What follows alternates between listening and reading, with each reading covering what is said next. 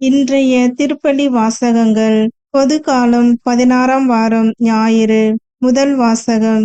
M பாவங்களிலிருந்து மனமாற்றம் அருள்கிறீர். சாலமோனின் ஞான நூலிலிருந்து வாசகம். அதிகாரம் 12. இறை வார்த்தைகள் 13 மற்றும் 16 முதல் 19 முடிய. ஆண்டவரே, உம்மை தவிர வேறு கடவுள் இல்லை. எல்லாவற்றின் மீதும் நீர் கருத்தாய் இருக்கிறீர். முறைகேடாக நீர் தீர்ப்பு வழங்குவதில்லை என்பதை யாரிடம் காட்ட வேண்டும்? உமது ஆற்றலே நீதியின் ஊற்று. அனைத்தின் மீதும் உமக்குள்ள ஆட்சி உரிமை அனைத்தையும் வாழும்படி விட்டு வைக்கிறது. மனிதர்கள் உமது வலிமையின் நிறைவை ஐயுறும் போது நீர் உம்முடைய ஆற்றலை காட்டுகிறீர். அதை அறிந்திருந்தும் செருக்குற்றிருப்போரை அடக்குகிறீர். நீர் ஆற்றல் மிக்கவராய் இருப்பதால் கனிவோடு தீர்ப்பு வழங்குகிறீர். மிகுந்த பொறுமையோடு எங்களை ஆள்கிறீர். ஏனெனில் நீர் விரும்பும் போதெல்லாம் செயல் புரிய உமக்கு வலிமை உண்டு. நீதிமான்கள் மனித நேயம் கொண்டவர்களாக இருக்க வேண்டும் என்பதே இச்செயல்கள் வாயிலாக உம் மக்களுக்கு கற்றுக் கொடுத்தீர். உம் மக்களை நன்னம்பிக்கையால் நிரப்பினீர். ஏனெனில் பாவங்களிலிருந்து மனமாற்றம் அருள்கிறீர். ஆண்டவரின் அருள்வாக்கு. இறைவனுக்கு நன்றி. பதிலுரை பாடல். திருப்பாடல் 86. வசனங்கள் 5, 6, 9, 10, 15 மற்றும் 16. பல்லவி. ஆண்டவரே, நீர் நல்லவர், மன்னிப்பவர்.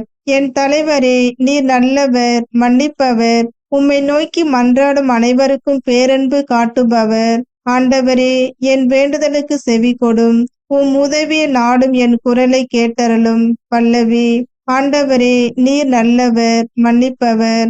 என் தலைவரே, நீர் படைத்த மக்களினத்தார் அனைவரும் உம் திருமுன் வந்து உம்மை பணிவர்.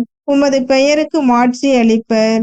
ஏனெனில் நீர் மாட்சி மிக்கவர், வியத்தகு செயல்கள் புரிபவர். நீர் ஒருவரே கடவுள். பல்லவி.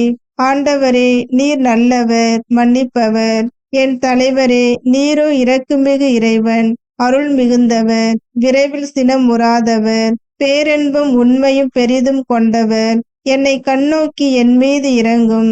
உம் அடியானுக்கு உம் ஆற்றலை தாரும். உம் அடியாளின் மகனை காப்பாற்றும். பல்லவி.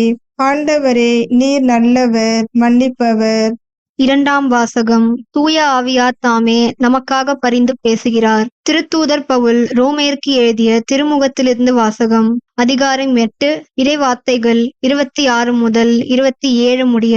சகோதர சகோதரிகளே, தூய ஆவியார் நமது வலுவற்ற நிலையில் நமக்கு துணை நிற்கிறார். ஏனெனில் எதற்காக எப்படி நாம் இறைவனிடம் வேண்டுவது என்று நமக்கு தெரியாது. தூய ஆவியார் தாமே சொல் வடிவம் பெற முடியாத நம்முடைய பெருமூச்சுகளின் வாயிலாய் நமக்காக பரிந்து பேசுகிறார். உள்ளங்களை துருவி ஆயும் கடவுள் தூய ஆவியாரின் மனநிலையை அறிவார். தூய ஆவியாரும் கடவுளுக்கு உகந்த முறையில் இறை மக்களுக்காக பரிந்து பேசுகிறார். ஆண்டவரின் அருள்வாக்கு.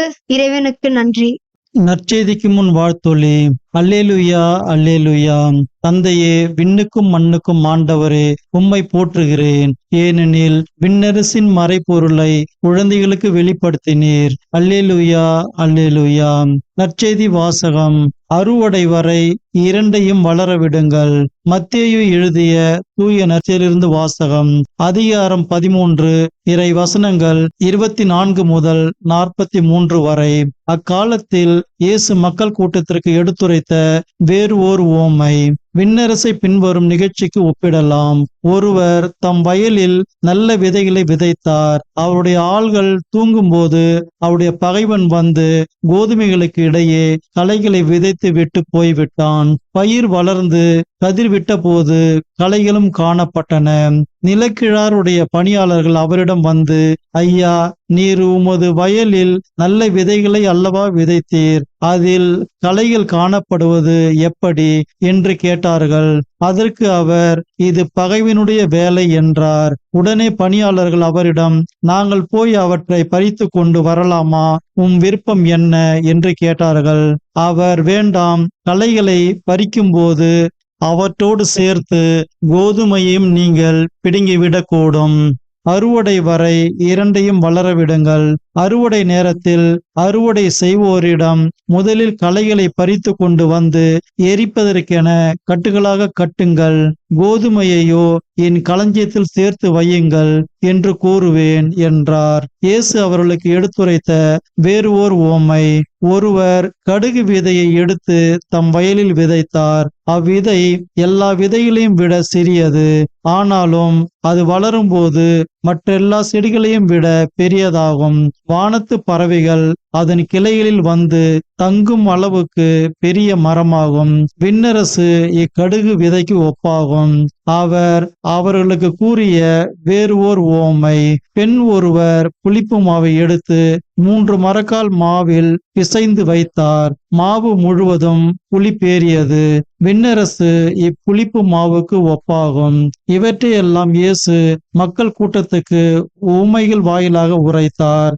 உவமைகள் இன்றி அவர் அவர்களோடு எதையும் பேசவில்லை. நான் உவமைகள் வாயிலாக பேசுவேன். உலக தோற்றம் முதல் மறைந்திருப்பவற்றை விளக்குவேன் என்று இறைவாக்கினர் உரைத்தது இவ்வாறு நிறைவேறியது.